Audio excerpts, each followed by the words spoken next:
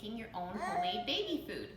So there are so many benefits to making your own homemade baby food. It costs pennies to make, it takes very little time, and the babies learn to eat what foods the rest of the family is eating, and it becomes a lot easier to transition them into family meals when you have been using your own food that you're making at home.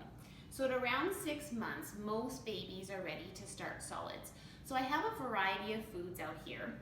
We want to always start with the iron-rich foods because babies run low on their iron stores. Full-term babies run low on their iron stores at around 6 months. So we want to be introducing those iron-rich foods. So some options you can look at are your infant cereals. Again, I'm not endorsing any brands here. These are just some that we had on hand.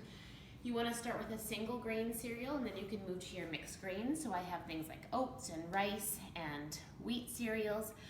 You also want to look at things like meat, fish, chicken, beans, lentils, peanut butter, tofu, eggs. They can all be introduced at around 6 months. So I have a little piece of chicken here that we cooked up last night. And again, I just cooked Alexander's chicken separately because you don't want to be adding any salt or sugars to the foods before you're making your own baby food. We've got some canned chickpeas here. Again, you're gonna wanna rinse those if you're using canned beans or lentils and get the sodium off. So I'm just gonna show you a few different ways of modifying the texture of the food. So you don't want to start with a very lumpy type of baby cereal. You want to start with something quite liquid and smooth and then progress textures as the baby tolerates. So you can use utensils that most of us have around our home. So here I have a potato masher, I have a fork, I have a little mini strainer, just a measuring cup with some water because you're going to want to add water as you're making the baby food. With the sweet potato and carrots and peas, you might just want to add back the boiling water that you use to cook the vegetables in because you can still retain all those vitamins. You can also look at using something like a bullet or just a blender that you have at home that works really good for pureeing your baby food as well. So I'm just going to quickly just show you how to do a piece of chicken. So I just have a very plain piece of chicken in here, and I'm just putting it into the blender cup, and I'm just going to pour in a little bit of water, and then I'm going to put this on, tighten this lid up, and we're going to stick it on here, and I'm just going to show a couple of different textures that we might want to.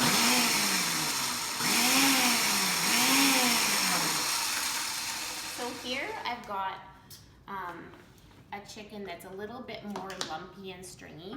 So a baby that's first learning to eat, they may not tolerate that very well. So I'm gonna add a little bit more water to that and then put the lid on and make it a little bit more thin.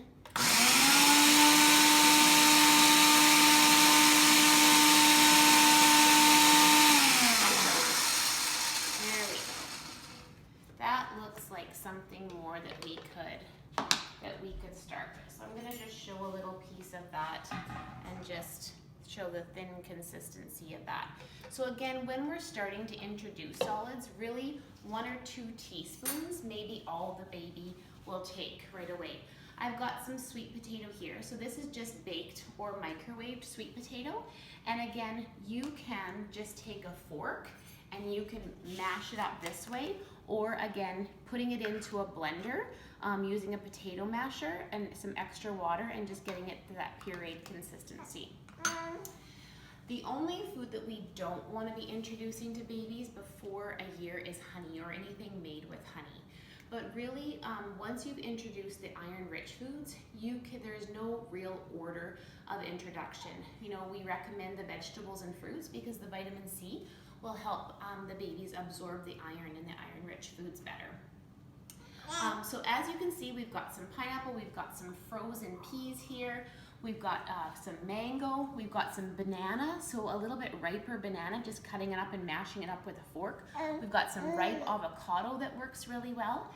And then once you've got your baby food prepared, you can either use ice cube trays, or I just got these actually at a garage sale. I just got these little containers, and so I made up some carrots and some chicken and some sweet potatoes, and then I just freeze them in them and label them as to what they are. The only thing is you don't want to make up a whole bunch at once because the baby is going to progress to the textures. So you want to be moving those textures along. So that is how you make your own baby food at home. So for more nutrition information, you can go on to Alberta Health Services, Healthy Living, and you could also go on to Dietitians of Canada. They have some great credible nutrition information as well. Thanks and have a great day.